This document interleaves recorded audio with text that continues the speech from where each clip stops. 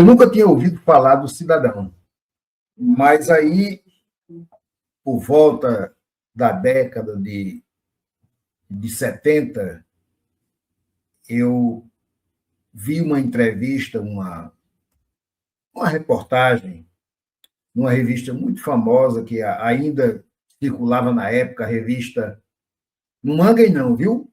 O Cruzeiro, era uma revista que tinha, e falava sobre Saibaba, e eu li e achei fantástico aquilo. Aí passou, eu era adolescente, e por volta da década de 90, lá por volta de 96, por aí, no Encontro para a Nova Consciência, que ocorria aqui em Campina Grande, na época do Carnaval, eu conheci também o professor Hermógenes, o saudoso professor, gente fina, uma pessoa fantástica, que era um devoto e seguidor de Satya Sai Baba. E aí, numa de suas falas, ele fez uma exposição que me encantou mais ainda. E de lá para cá, eu comecei a, sempre que posso, dar uma consultada. Inclusive, adquiri esse livro na época, um livro muito bom. O professor Hermógenes também escreveu livros. Esse aqui é de Howard Mumpert, que é uma pessoa, um pesquisador que trata aqui da vida de Sai Baba com muita precisão. Então, como você bem frisou, Marcos, Sai Baba não é muito conhecido porque ele vive na Índia e não é tão divulgado porque eles não fazem aquele estardalhaço com o cidadão, não é, que era Sai Baba. Agora, eu pesquisando e tive a felicidade de encontrar aqui uma biografia dele, eu não vou ler na íntegra porque é uma biografia muito pequena, ela só tem 16 páginas. Mas depois eu completo para vocês aí o que precisar. Vamos aos principais pontos, não é? Sobre Sai Baba. Sai Baba, conhecido como Sri Satya Sai Baba, ou Satyanarayana Raju, que era o nome dele. Satya Sai Baba era o nome que ele adquiriu por ser a reencarnação de Satya Sai Baba, que o antecedeu. Deu para entender, né? Ele nasceu no dia 23 de novembro de 1926 e faleceu em 24 de abril de 2011. Ele foi um grande mestre espiritual indiano. Era um homem-deus, né? Um místico, filântropo, educador. E ele nasceu numa pequena aldeia lá no sul da Índia, uns 170 quilômetros ao norte de Bangladesh. Então, ele era filho de pessoas camponeses, pessoas simples, né? Mas se tornou um dos gurus mais conhecidos internacionalmente no século XX. Então, Sai Baba tem feitos que caem no queixo. O nosso querido Divaldo Pereira Franco, saudoso, tem no YouTube uma reportagem onde ele esteve ao lado de Sai Baba. É interessante que se assista. Não vou comentar para não perder a graça do negócio. Então, sua infância era como de uma criança normal. Satyanarayana Raju nasceu, né, em 1926, filho de Narjariniyama e Eshanuarama, que era a mãe dele, e Pandavenkama Raju Ratnakaran, que era o pai. Mas ele tinha mais 4 irmãos. Ele foi o 5º filho dessa família, uma família télugo, não é? Que télugo era uma língua que ainda existe lá na Índia, uma língua drávica, não é? Oficial lá no estado de Andhra Pradesh, e também em Telangana, na Índia. Essa família, eles falavam essa língua. E era uma família de músicos, religiosos, cantadores, que são conhecidos como os Bratraju, e na vila de Puttaparthi, em Madras, na presidência do Império Britânico, atual Andhra Pradesh, que era, a Índia, vocês sabem, era colônia, né, dos ingleses. Então, Satya Sai Baba, como uma criança normal, começou a se desenvolver. E ele, quando criança, foi descrito como uma criança excepcionalmente inteligente, caridoso, embora não necessariamente inclinado aos estudos formais, tendo interesses de natureza mais espiritual. Desde criança ele demonstrava isso, esse lado espiritual dele, né? E aí ele demonstrou um talento em comum também para a música devocional, a dança e o teatro. Mas relatos de familiares afirmam que ele nunca pedia brinquedos quando criança, mas gostava de reunir as outras crianças para ensiná-las a cantar mantras e praticarem boas ações. Ele, já ainda nessa fase, foi quando começaram a surgir os primeiros relatos de materializações espontâneas que ele fazia, como dar doce a crianças, flores, trazer pequenos objetos que apareciam nas suas mãos sem nenhuma explicação aparente. Ele simplesmente abria a mão e dava um docinho à criança, dava uma flor a uma pessoa. E isso nos vídeos, no YouTube, vocês podem assistir.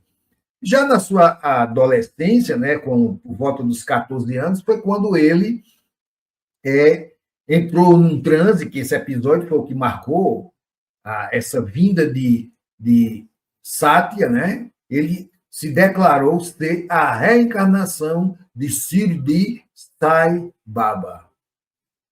Todo mundo, esse rapaz está maluco, né? Foi uma queda que ele sofreu, uma pancada na cabeça, tal, e ele afirmou que era a reencarnação, né? Que foi um religioso eclético do século XIX que havia falecido em 1918. O Sai Baba, que antecedeu este Sai Baba que estou falando, faleceu em 1918. E esse outro nasceu em 1926. 8 anos de diferença. Vou explicar no decorrer da fala por que só 8 anos. Então, ele era venerado por todos na Índia, né? Tanto por hindus quanto por muçulmanos. E teve que deixar a casa da família quando ele afirmou: olha, meus devotos estão me chamando e eu tenho meu trabalho a fazer. Aos 14 anos, ele já saiu de casa para seguir sua missão, né? Então, como ele era a reencarnação de Sai Baba, ele tinha esses dons, obviamente, porque era o mesmo espírito, e ele fazia essas situações parecerem naturais para ele, ele fazia com naturalidade. Dominava potencialmente a manipulação dos fluidos, né? E aí ele começou a ser conhecido e seguido por vários segmentos religiosos. Ele não pregava religião, ele não tinha religião. A religião dele era o amor, a fraternidade e a caridade. Se aproximava muito de Jesus, né, que não trouxe religião, trouxe apenas esses ensinamentos, a lei do amor, né, do perdão. E aí ele começou a fazer essas materializações com mais frequência, inclusive a principal dele, que era a do Vibhuti, que é aquela cinza que ele faz assim e sai das mãos dele. É uma cinza considerada sagrada porque ela já operou diversos, inúmeros milagres de curas. Se vocês seguirem aí, pesquisarem, vão encontrar. Então, ele tinha esse poder, além de materializar essa cinza com muita precisão, ele enchia jarros, ele fazia só um pouquinho, botava na sua mão, ele tinha um domínio completo sobre isso. Mas ele também materializava pequenos objetos, anéis, colares, relógio, inclusive no vídeo onde ele conversa com Divaldo Franco, ele materializa um relógio na frente de Divaldo. Vejam o vídeo que é interessante. E aí ele tinha também, dentre outras, o poder da cura. Ele curou muita gente. Curas espontâneas. Ele bastava olhar para a pessoa e a pessoa se curava sem nem dizer nada. Ele apenas olhava e se aproximava da pessoa. Ele fazia ressurreições, ele tinha clarividência, bilocação, bem como a onipresença, a onipotência e a onisciência. Ele tinha esses dons. Ele lia teus pensamentos quando você se aproximava dele. Se eu não me engano, Chico também tinha essa capacidade, né? Conto a algumas pessoas. Então, tudo isso, os devotos de Sai Baba, como eu disse, eles vêm de várias tradições religiosas da Índia. E ele, em um desses discursos, ele disse que a intenção dele não era criar religião, era uni-las. Olha que coisa maravilhosa. Então, com isso, ela atraía os hindus, os muçulmanos, cristãos, os Sikhs, que é um povo que tem lá na Índia, e outros grupos religiosos. Todos o admiravam e o assistiam nas suas preleções, onde ele caminhava entre o povo e fazia esses fenômenos, que eu vou contar alguns depois. Então, por exemplo, a bilocação, que é um fenômeno que nós temos alguns exemplos de espíritas que tinham esse dom também, né? Vocês sabem disso. Então, ele foi visto em vários sonhos extremamente vivos, com interações físicas seguidas da evidência material. Ele, em sonho, aparecia para a pessoa, que não era um sonho, ele estava realmente, e ele fazia com que acontecessem as coisas para que aquela pessoa visse. Então, é inegável que ele construiu um dos maiores movimentos espirituais do século XX, baseado em 5 valores universais para ele: verdade, retidão, paz, amor e não violência. Era isso que Sai Baba trazia para aquele povo. Uma vez ele foi perguntado por um repórter: por que você não vai lá no Brasil? Ele olhou para o repórter e disse: o Brasil já tem o seu avatar. E ele se referia a Chico Xavier.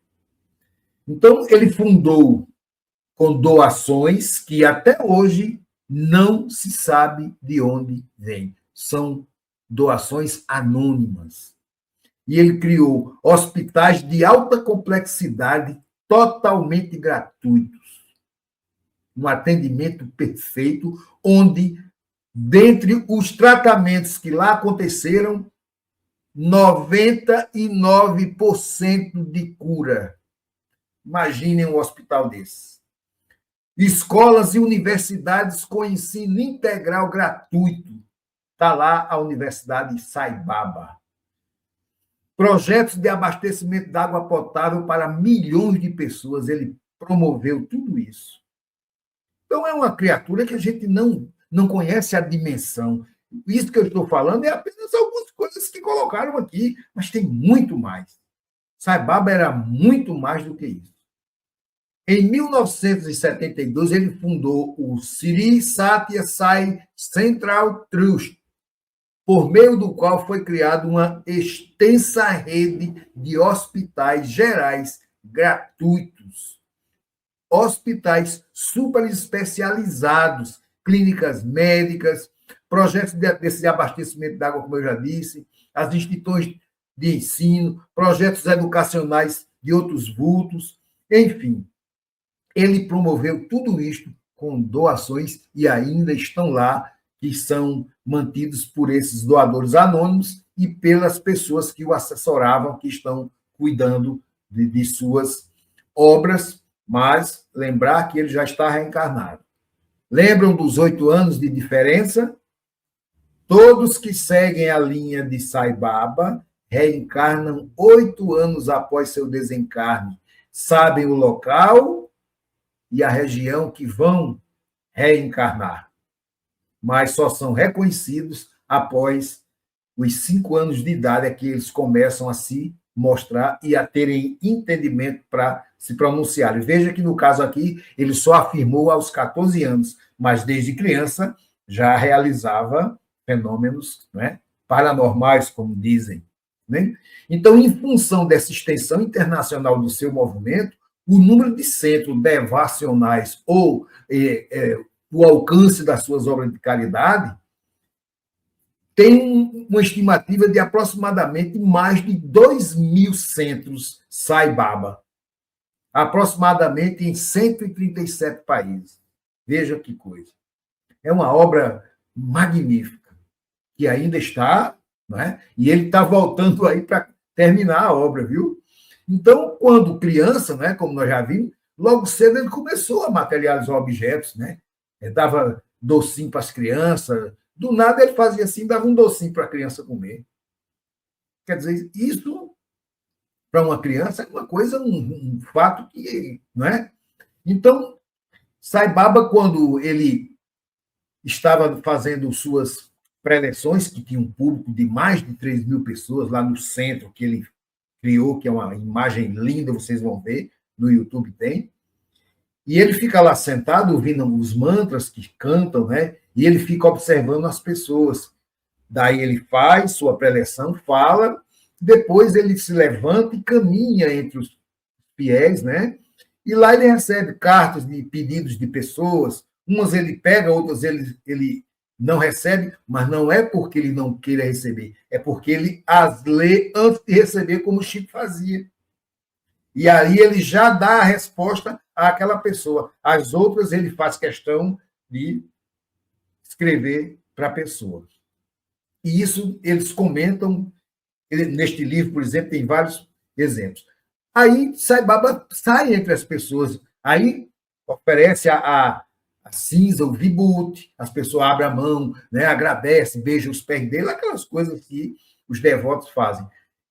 E nesse dia, nessa reportagem, tinha uma jovem do Brasil que estava a passeio na Índia e aproveitou a oportunidade e foi conhecer o templo de Satya Sai Baba.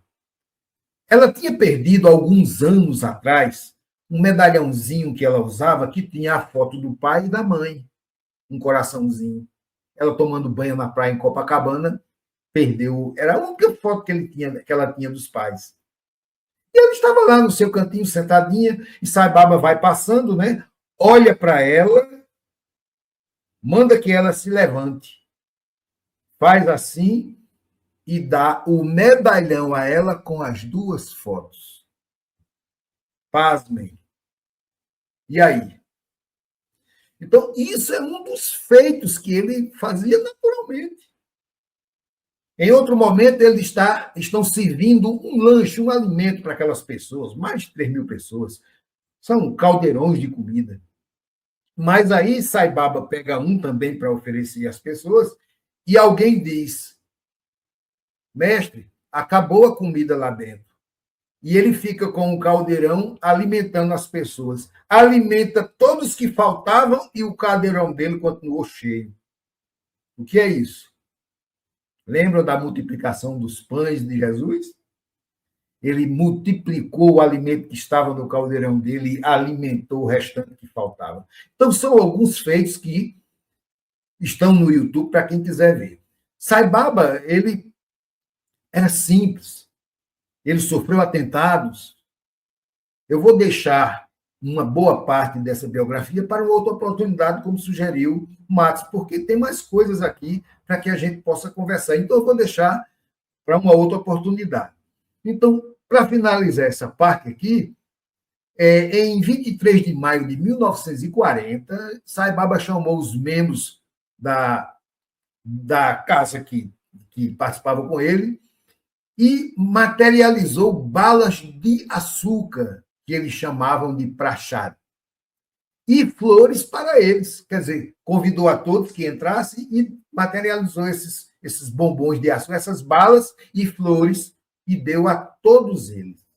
Então, o seu pai, que era vivo ainda, ao ver aquilo, se enfureceu e chamou ele, dizendo que ele estava possuído, porque ele estava fazendo aquilo, achando que era alguma mágica, algum truque que Sai Baba estava fazendo. O pai, até então, não sabia que ele tinha esses poderes. Então, vejam como acontecem as coisas com esses espíritos evoluídos que vêm, no caso dele e de outros, né, que passaram por tudo isso. Então, o pai ameaçou espancá-lo se ele não se revelasse quem realmente ele era. Então, naquele momento, o jovem Satya respondeu bem calmo ao pai dele: eu sou Sai Baba. Referência a Sai Baba, o Shri de Sai Baba. Então, foi mais uma vez onde ele proclamou vivamente que era a reencarnação de Shri Sai Baba. Então, tudo isso está nos depoimentos, no YouTube, tem uma série de vídeos lá, onde o narrador mostra outros fenômenos, outros fatos, outros feitos, outras construções que Sai Baba conseguiu, né? Então, eu vou deixando por aqui para que a gente fique com o gostinho de quero mais e eu, num próximo programa, mais adiante, eu vou terminar essa pequena biografia que eu consegui tirar das 16 páginas da original, né? Então, meus irmãos, era isso que eu tinha por hoje, né? Fico devendo a vocês, no próximo encontro, o restante da vida do nosso querido, para mim, Satya Sai Baba.